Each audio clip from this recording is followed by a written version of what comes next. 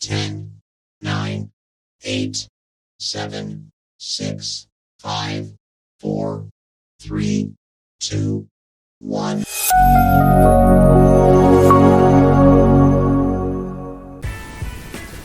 Selamat bertemu kembali. Semoga semuanya dalam keadaan sehat dan tidak kekurangan satu apapun. Hari ini kita mempelajari mengenal bentuk akar. Materi pada hari ini adalah yang pertama, mengubah bilangan pangkat rasional menjadi bentuk akar. Yang kedua, menentukan nilai akar kuadrat. Yang ketiga, menentukan nilai akar pangkat n. Mengubah bilangan pangkat rasional menjadi bentuk akar.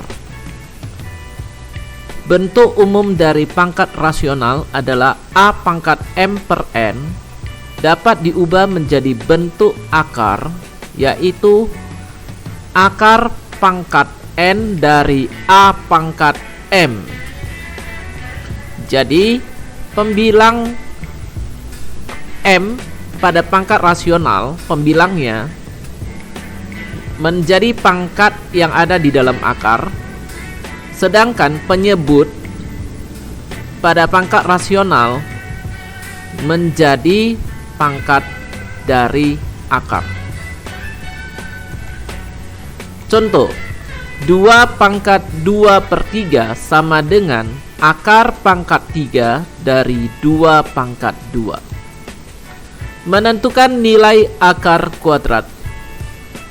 Yang pertama dengan cara perkiraan atau taksiran. Sebagai contoh, kita akan menentukan akar kuadrat dari n. Maka yang pertama kita harus menentukan terlebih dahulu bilangan kuadrat sempurna yang terletak paling dekat dari akar kuadrat yang mau kita cari. Dengan rumusnya, akar kuadrat dari n mendekati, jadi bukan menggunakan tanda sama dengan ya, tapi mendekati P itu adalah nilai dari akar kuadrat A. P tambah N kurang A per B kurang A. Akar kuadrat A dan akar kuadrat B adalah bilangan kuadrat sempurna yang terdekat dengan akar kuadrat N. Pengertian bilangan kuadrat sempurna adalah jenis bilangan bulat positif yang merupakan hasil dari akar kuadrat bilangan bulat tertentu. Contoh, tentukan nilai perkiraan dari akar 12. Nah, ini soalnya menentukan nilai perkiraan dari akar 12. Yang pertama, kita sudah tahu kita mau mencari akar 12. Jadi bilangan kuadrat sempurna yang paling dekat dengan akar 12 ya. Akar 9. Kenapa digunakan akar 9? Nggak mau akar 8, akar 7 ya, atau akar 10? Karena akar 9 menghasilkan angka 3. 3 itu merupakan bilangan bulat positif. Jadi kalau akar 5 tidak menghasilkan bilangan bulat positif tapi pecahan desimal. Jadi yang mau dipakai adalah bilangan kuadrat sempurna.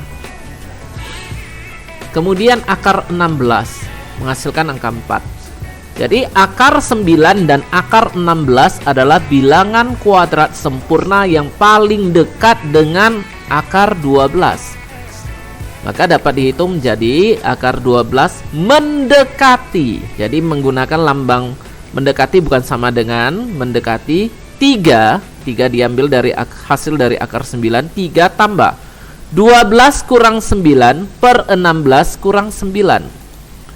Mendekati 3 tambah 3 per 7. Nah, kalau kita mau menghitungnya sampai 3 tambah 3 per 7 berarti 3 per 7 ya. Ini juga boleh. Atau mau kita lanjutkan menjadi mendekati 3 ditambah 0,4. Mendekati 3,4. Jadi nilai perkiraan akar 12 mendekati 3,4. Menentukan nilai akar kuadrat dengan cara faktorisasi prima. Contoh, tentukan nilai dari akar 50. Akar 50, kita hitung dulu faktorisasi primanya. Kita buka pohon faktor. 50 bagi 2 menghasilkan 25. 25 kita buka pohon faktornya. 25 bagi 5 menghasilkan 5. Maka faktorisasi prima dari 50 adalah 2 kali 5 pangkat 2. Nah, di sini menggunakan tanda sama dengan ya, karena faktorisasi prima itu menghasilkan nilai yang pasti. Tapi kalau perkiraan nilai yang mendekati. Jadi sama dengan akar kuadrat dari 2 kali 5 pangkat 2. Sama dengan, nah kemudian bentuk ini kita pisahkan menjadi sama dengan akar kuadrat 2 kali akar kuadrat 5 pangkat 2 sama dengan akar kuadrat 2 dikali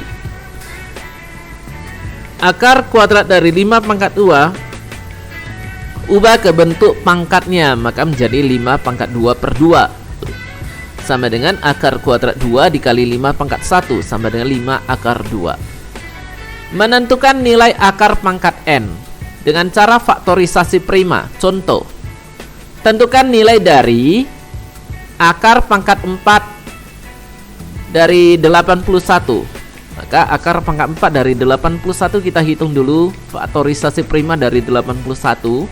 Dibuka pohon faktornya, 81 dibagi 3 menghasilkan 27. 27 dibuka pohon faktornya, maka 27 dibagi 3 menghasilkan 9. 9 dibuka pohon faktornya, maka 9 dibagi 3 menghasilkan 3.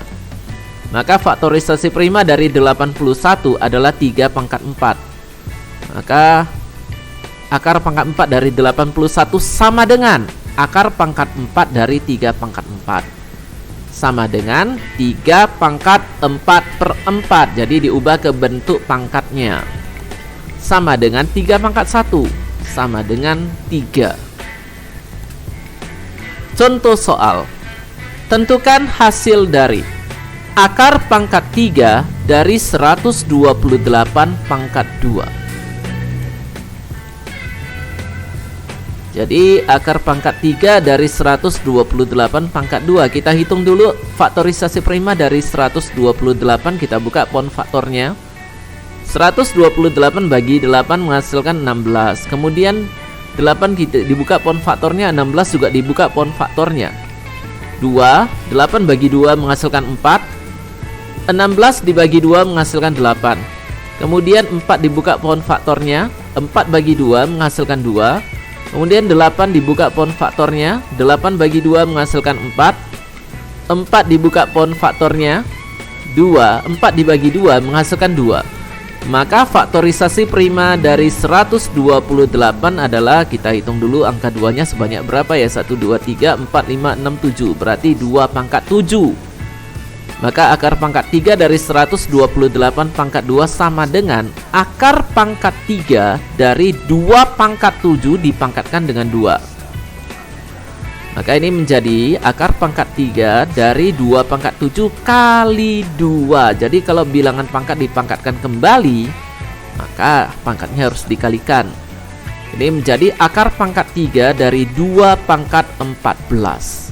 Setelah itu, kita tentunya mau mengeluarkan 2 pangkat 14 ini dari akar, tapi ya tentu kita harus memisahkannya dulu. Yang bisa dikeluarkan dari akar pangkat 3 adalah bilangan berpangkat yang kali pangkatnya itu kelipatan 3.